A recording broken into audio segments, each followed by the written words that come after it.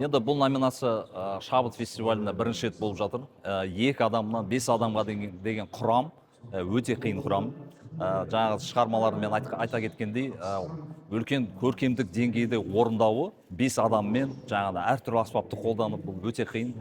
Өте былай айтқан кезде жоғары пилотаж дейді ғой бізде.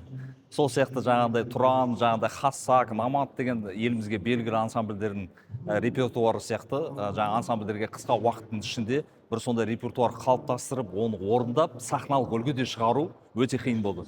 Сондықтан бағалау жағынан да көп критериялар бізде өзімізге қиындау болды.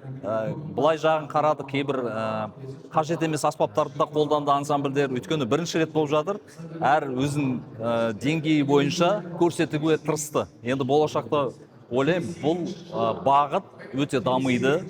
Бір 3-4 жылдан кейін бұл бағытта кәдімгі үлкен ірі коллективтер болатыны ол айдан анық, қазіргі конкурстан ақ көрініп тұр. Жалпы шабыт фестивалінің осы 6 жылдан бері бізге қайтадан жаңғырып өткізіп жатқаны өте жүректі қуантатын нәрсе.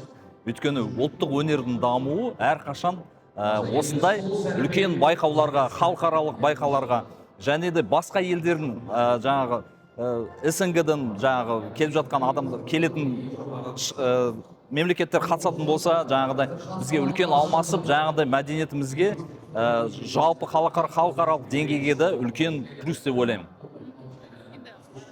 Өздеріңіз қасында өткен аталым бойынша айта кетсеңіз.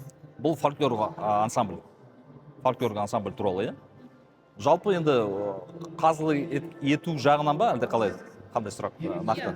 Қазылық ету жағынан неге мән бердіңіздер? Жаңағыдай айтқандай, шынымен бір 5 адам әр қайсы мультиинструменталист болу өте қиын. Сондықтан жаңа аспапты қолдану жағын қарадық. Қаншалықты жаңа ұмытылған көне аспаптарды қолданды ансамбльдер, қаншалықты оған сәйкес болды, дұрыс қолданды ма, сол жағы да үлкен бір несін өзінің септігін тигізді. Аты жөніңізді айта кетіңізші. Жахин Тоғжан Серікұлы, Еркеғали Рахмадиев атындағы мемлекеттік академиялық филармониясының Сарыарқа халық музыка ансамблінің көркемдік жетекшісі.